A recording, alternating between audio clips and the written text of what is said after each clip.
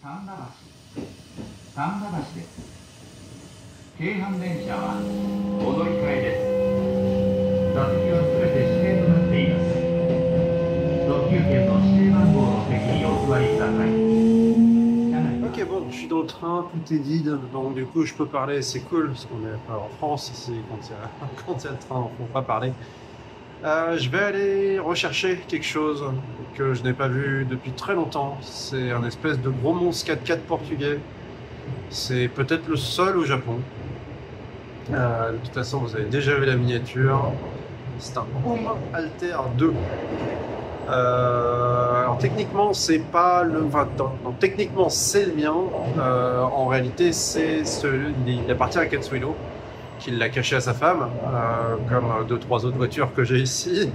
Donc la voiture est à mon nom, mais c'est la sienne. Elle avait des problèmes d'embrayage et fuyait un peu de partout. Sortir la boîte, parce que c'est quelque chose de très gros, c'était pas quelque chose qui m'enchantait, ça m'enchantait pas de le faire. Donc on l'a amené à Yamazaki-san. Yamazaki-san, donc, qui est mon mécano de rallye. Donc on va voir un petit peu, vous allez voir vite fait un petit peu son garage, si on peut appeler ça, son capharnaüm absolument incommensurable. C'est lui qui s'en est occupé. Et voilà, on est parti, on part de Kyoto là, de Kyoto Station, on descend sur Nara. Et il est par là, on a encore quand même 1h15, 1h30 de train.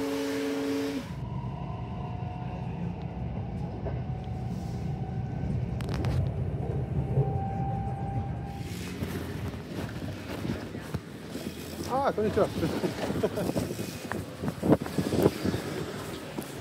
元気ですか？久しぶりね。じゃあちょっともう前覚えるとちょっと違う。ありがとう。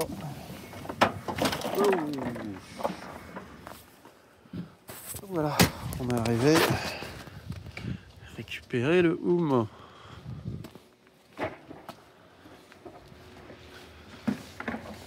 Tata. Et le garage. Konnichiwa, Isashibari. Ah, tobu ue kara. Shita kara. Shita kara.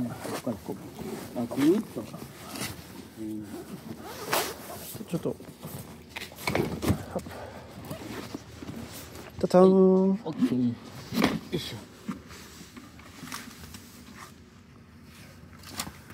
Si vous demandez, ce sont des phares de Kangoo. Hop.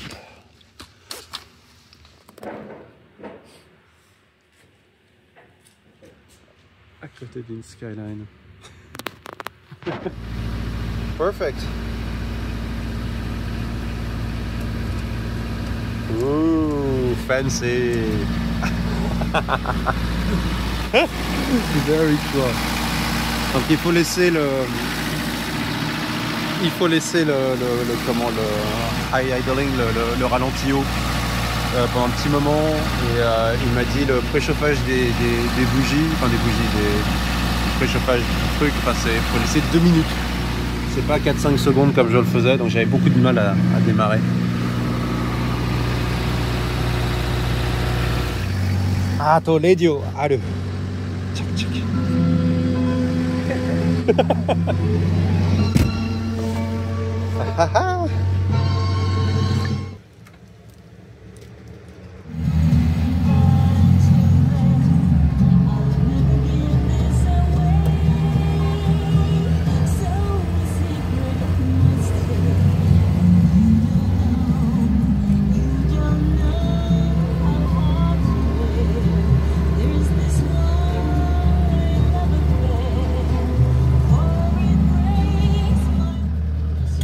Allez, on va essayer de faire un départ rapide.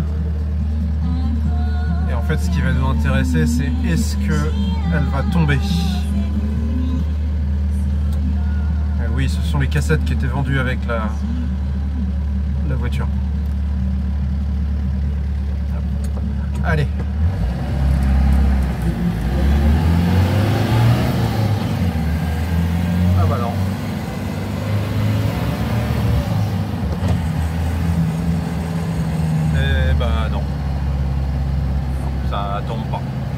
pratique. Ouais. Les Hum sont pas connus pour leur fiabilité. Hein. Donc bah là, en gros, ça a roulé bien jusqu'à ce que ça roule plus. C'est probablement le fuel solenoid cutoff. C'est le truc en fait qui sert à éteindre le moteur quand il tourne. Qui fait chier. C'est le deuxième que je remplace. J'ai pas les outils pour, donc j'attends. J'ai demandé à ma femme d'appeler une dépanneuse et je suis à 1 heure de chez moi, vraiment au milieu de nulle part là pour le coup. Il y a les usines Sengaria juste à côté. Et voilà. Ça démarre pas et.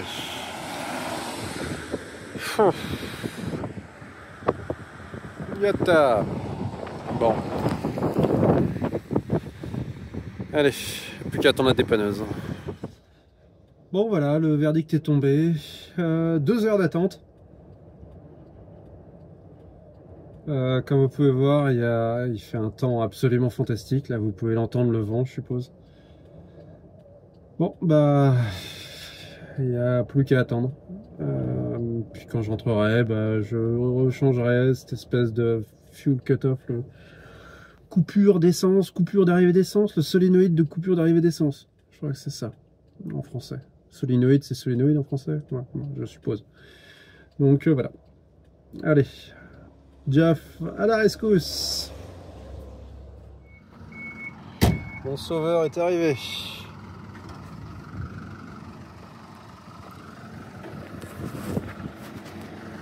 Konnichiwa. No, fuel cutoff solenoid, これは悪い。スタート、燃料はなしとスタートできない、そう。しょうがない。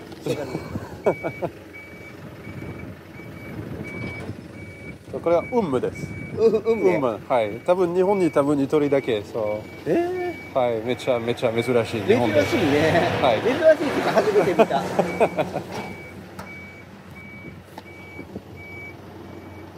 これどこにかけたらいい？ここでいい？ここ。多分。一番簡単は、あとここで。あそこでいい？多分はい。ニュートラルなんですぐ行けると思うんで。めっちゃ大きいです。これは重たくない。そうだ大丈夫。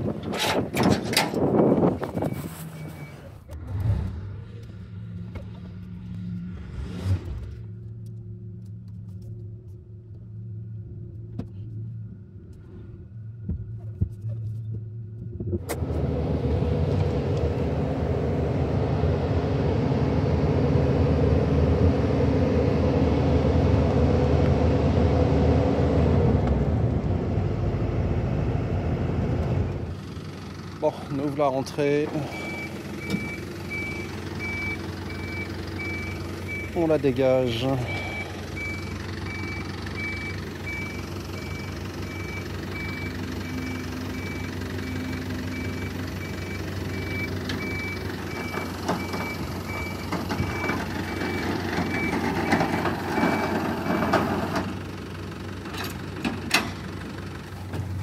Dekimasu ka?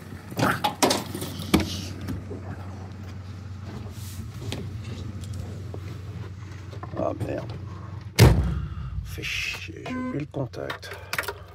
Foutre en l'air la batterie.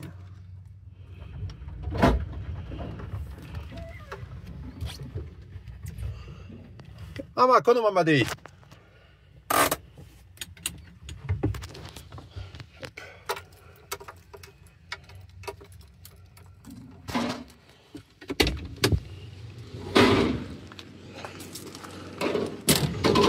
Hi, kono mama de ii, arigato ne. Ok. Ok, bon allez. Cette merde égarée. Repas de Noël, parce qu'on est le 24 décembre. Tant de chiottes. Et demain, j'essaierai de voir si je peux le refaire démarrer.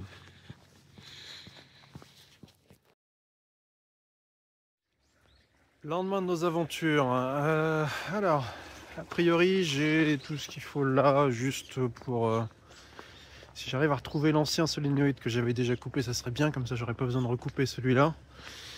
Mais a priori, bon, si je le change, tout devrait fonctionner instantanément. Croise les doigts.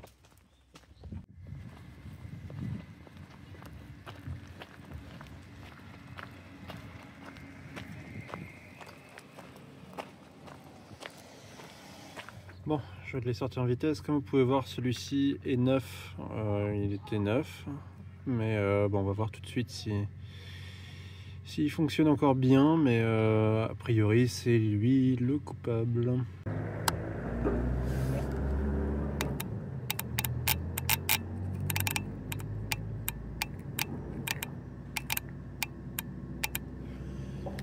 Merde, il fonctionne bien. Ok, bon, j'avais pas prévu ça. Il fonctionne bien, mais est-ce que je le sacrifie parce que c'est un autre problème de wiring quelque part et je me retrouve avec une bagnole qui roule quoi quand même, hein, du coup, ou est-ce que j'essaye de faire les choses un peu mieux et je regarde qu'est-ce qui pourrait être le problème avec le câblage de ce truc là. Chier.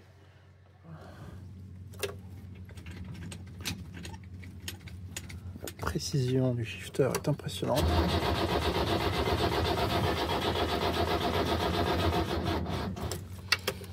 Non.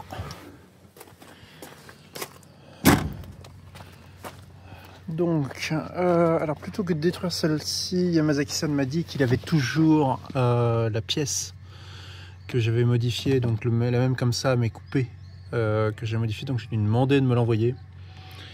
Et on va espérer que ça suffit. Peut-être pas non plus.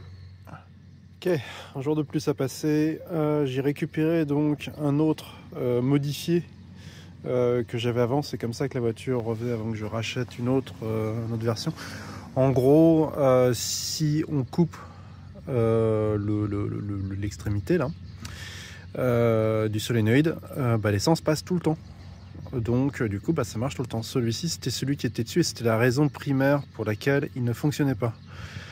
Comme vous pouvez voir ici, je zoome, il y a écrit 24 volts. En gros, je l'ai acheté non roulant en me disant de toute façon qu'est-ce qu'il peut y avoir comme problème sur un truc comme ça va jamais être bien grand chose.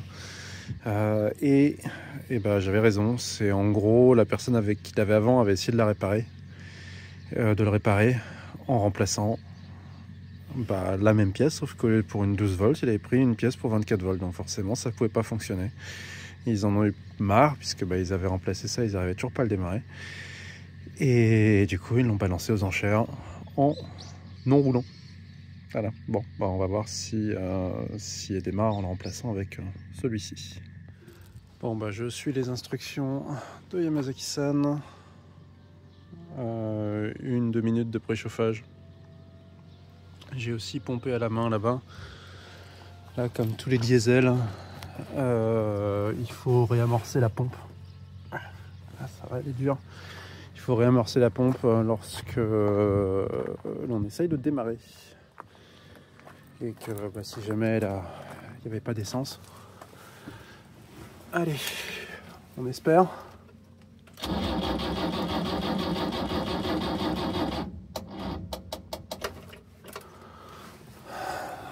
Non, ça a l'air mort. Bon, ça fait je sais pas combien de temps que j'ai pas touché à la voiture. Ça, c'est arrivé. Filtre à essence. Et on va aussi regarder tant qu'on y est à l'intérieur du réservoir pour voir l'état de la chose. Si c'est vraiment rouillé dedans. Qu'est-ce qui fait que j'ai l'impression en fait que j'ai réfléchi pas mal à tout ça pendant les 2-3 semaines où j'ai pas touché à la voiture. Je pense que la pompe qui est ici donc, c'est la pompe manuelle pour réamorcer le moteur, le circuit, et j'ai l'impression qu'elle ne garde pas la pression.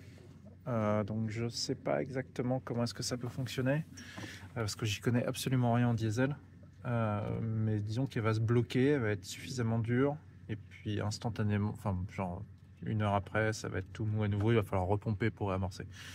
Donc ça me semble pas normal, on va essayer de voir un peu comment tout ça fonctionne.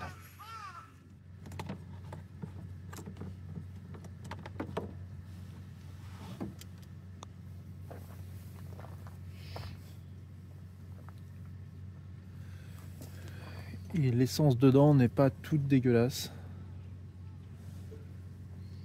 Le filtre a l'air même plutôt propre. Donc c'est probablement pas ça.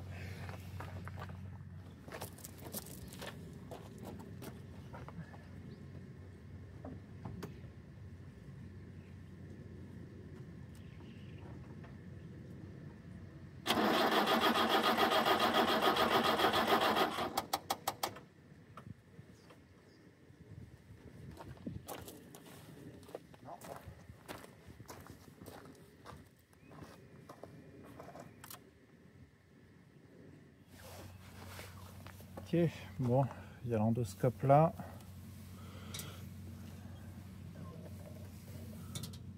Ah ouais, on est directement dans le...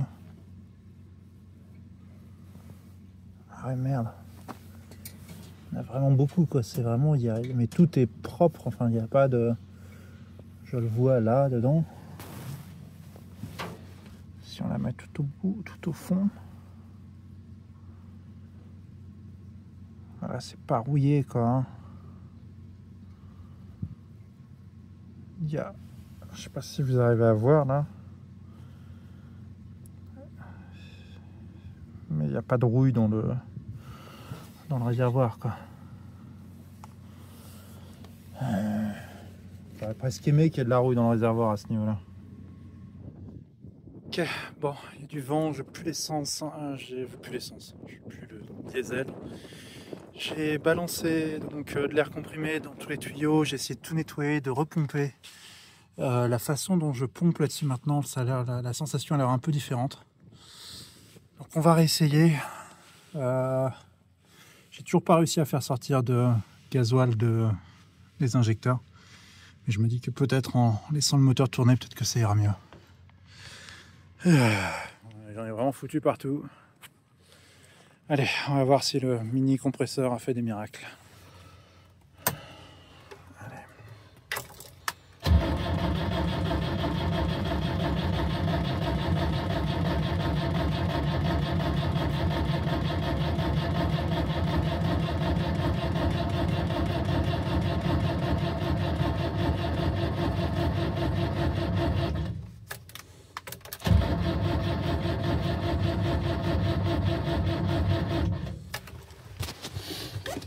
On va essayer d'amorcer la pompe un peu plus.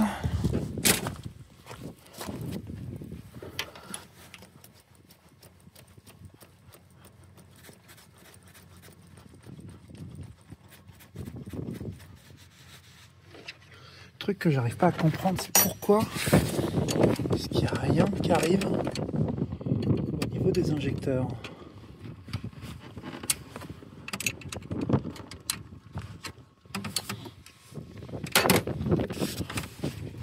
Parce que là...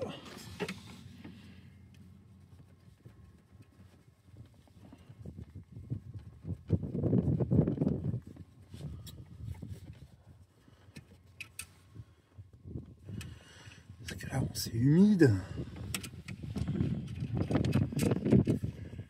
Mais c'est tout, quoi.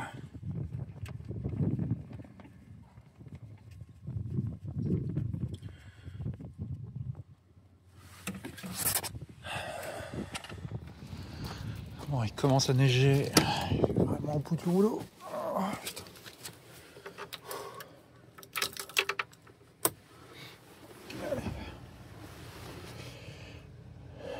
Là, ça arrive pas jusqu'aux injecteurs, mais ça arrive jusqu'au fuel cutoff. A priori, plus de bulles jusqu'au fuel cutoff. Et juste après, bah, c'est la ligne des injecteurs. C'est un fuel cutoff qui est tout le temps ouvert, à modifier. Le bien, il est là. Après, je sais plus, quoi.